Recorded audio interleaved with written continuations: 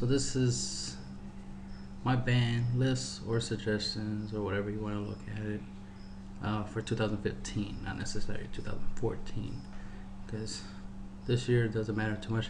This year we should just get the new stuff, have fun, play with some broken stuff this year, you know, and just enjoy this year. And then next year and beyond, you know, these are the cards I recommend that should get banned. Some of these are already limited, but these cards should get banned. Dark Hole. I think I should explain why I think these should be banned. But one, Dark Hole is like pretty much everybody's solution to like everything. Instead of people trying to figure out how to overcome something, they just straight up Dark Hole. And the fact that you could pretty much top deck this and change the duel around when you were supposed to lose, instead you don't lose. It's too splashable. You can just throw it in every deck.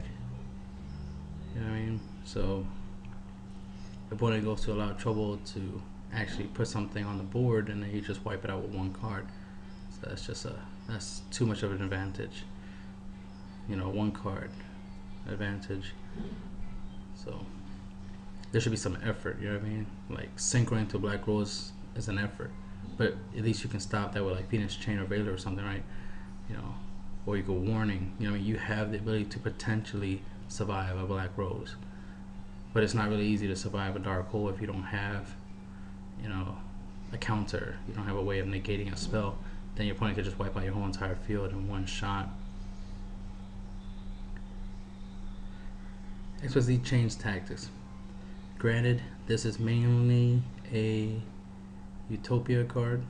You know, in Utopia decks, it's a pretty good card. It's not generic enough to go in everyone's deck, but since Utopia itself is pretty much a generic monster, and you can, you know, make Utopia and then Chaos Utopia, and that's just 2 cards right there. And basically, it's up how to greed for paying 2,000, and all you have to do is make Utopia and then make Chaos Utopia, throw Chaos Utopia on top of that, boom.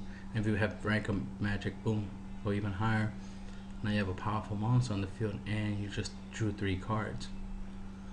You know what I mean? So it's like, that's too much. And of course, in the Beyond Utopia deck, this just, you draw like 6+ cards off of this, and we know how 6+ cards are. They eventually get banned. So I'm just mentioning it because it will eventually get banned. So that's part of it, of why it should be banned in 2015, not this year. Let's have some fun with it first. Trap Stun.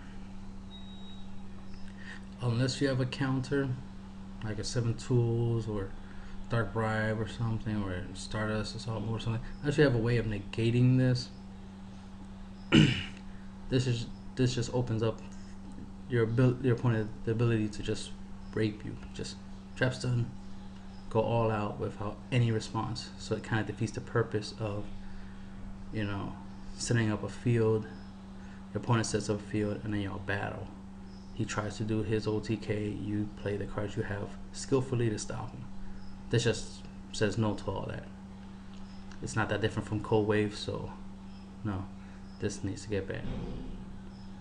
Heat Wave, the opposite of Cold Wave. Cold Wave stops spells and traps. Heat Wave stops monsters. Since pretty much everybody plays effect monsters, you won't be able to know a special. Now obviously you can say, well, since it affects both players, why would Heat Wave be such a big deal? To me, it's a big deal because it will allow you to set up a monster that requires the ability to flip in order to get a really good effect. You combo Heat Wave with Trap Stun, you could do a lot. Imagine you set, what's his name? Summoner of Illusions? Is it? I think it's Summoner of Illusions. Right? You set them, Heat Wave, set back row.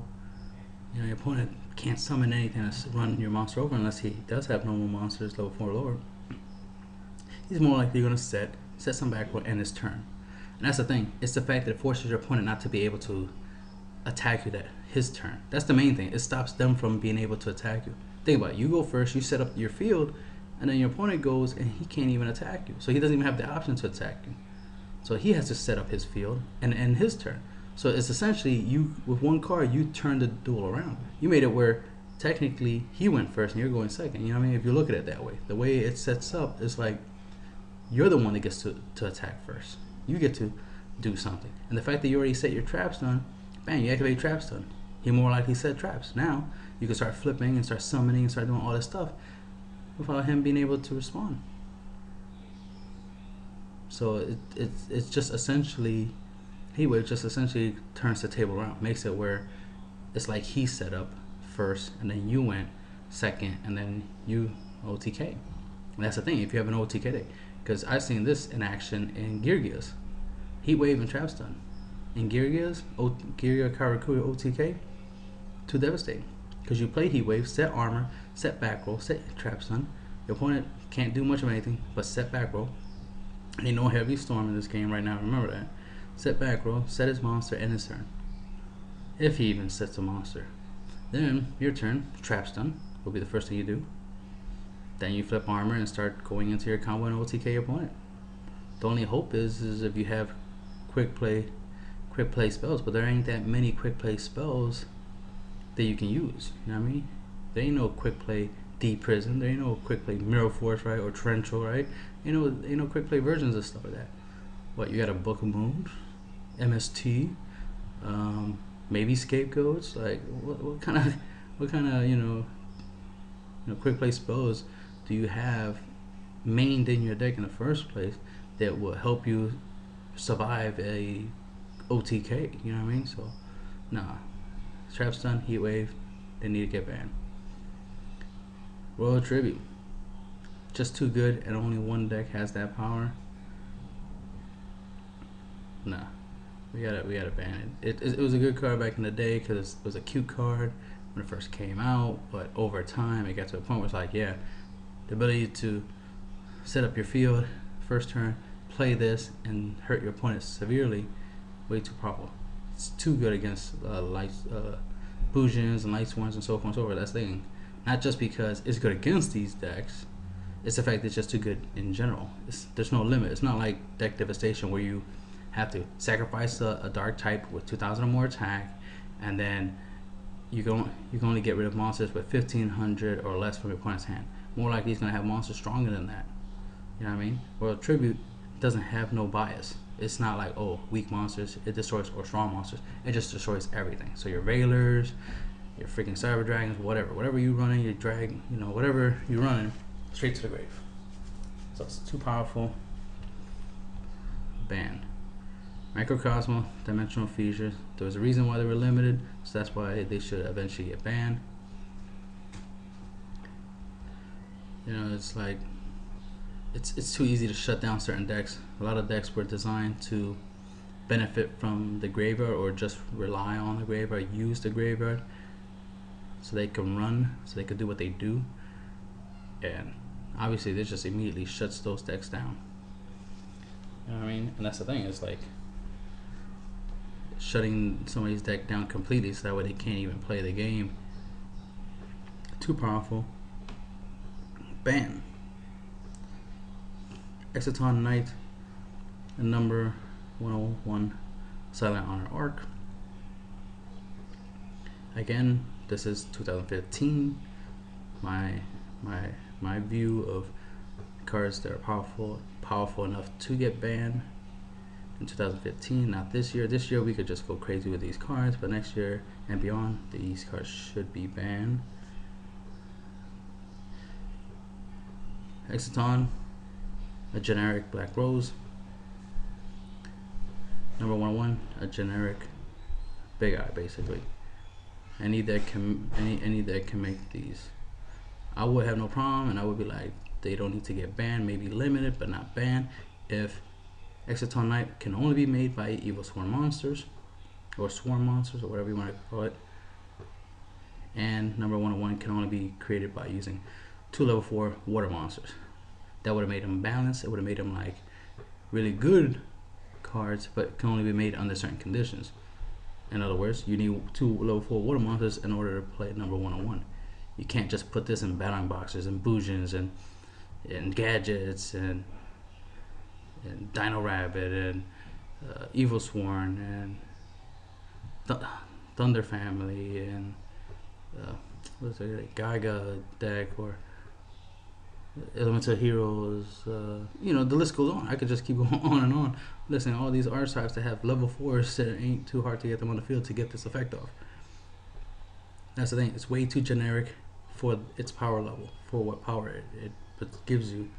These are way too generic. Everybody wants to run them, so ban. For this year, since they're coming out this year, let's have fun. Let's play with them. But next year and beyond, they should be banned. These here are honorable mentions. Artifact Randall, number 62 Galaxy Eyes Prime Photon Dragon, Shark Fortress, and Gaga Bolt. There's probably other cards that I would probably deem worthy of banning or deem worthy of mentioning, like give them the honorable mention of being worthy to be banned, but it's not too much to the point. Like they're borderline. Like these cards right here are borderline. Artifact Randall, the fact that he could turn my Dark Hole into an MST, that's just disrespectful. The fact that he could turn my Monster Effect into MST, the fact that he could turn my Mirror Force into MST, you get the idea. It's the fact that he can generically create it. Good thing he's not level 4. That's why he gets the honorable mention. If he was a level 4, I mean rank 4, my bad. If he was a rank 4, yeah, banned in 2015 and beyond. But no, he's a rank 5, so he gets the honorable mention because of his power. He, you know, it wouldn't be surprising if he gets banned, but I have nothing against him at the current moment. He's a good card, so he shouldn't get banned. But if he does, wouldn't be surprised. Same goes for number 62. I'm a big fan. I plan to get me one for my Assault Mode deck. But it's a 1-card OTK. You play it right, bang, OTK for days. So that's why it gets the honorable mention, because it's a generic rank 8 1-card OTK. Pretty much any deck that can make 2 level 8s can make him, and you pretty much can OTK. Granted, in order to truly fully get the power out of it to deal the most amount of damage, of course, is to use Galaxy Eyes. But you know that way, because if you don't, you deal half the damage. But the fact that this monster can gain 1600 extra attack, making himself a 5600, so you could pretty much run over anything, even a 5-headed dragon. It's a pretty big deal when you can just run over a 5000 with no problem just by detaching material. And even with skill in the field, he's a 4000 beat stick, so it's like, and then you got you know, Galaxy supports to keep using him over and over again and make him even more broken. Shark Fortress opens up a lot of OTKs, because basically you just gotta make him, use him, target something with a really high attack level, really high attack power, 3000 and up, OTK for days. So it gets the honorable mention of being bannable because it just opens up OTKs. Gaga Bolt. The fact that you can destroy any card on the field, it's a 1 card that can do that. It's powerful. It's not like you play it, discard a card or something to get the effect off. You play it, destroy 1 card on the field. Granted, you do need a Gaga monster to do this. But here's the thing, Gaga's sister is the thing. Summon her, get Gaga Bolt, boom, instantly get rid of anything on the field. That's why I give it the honorable mention and not just straight up like ban it. Just give it the honorable mention that, hey, it's powerful enough to get banned. And that's the end of the video.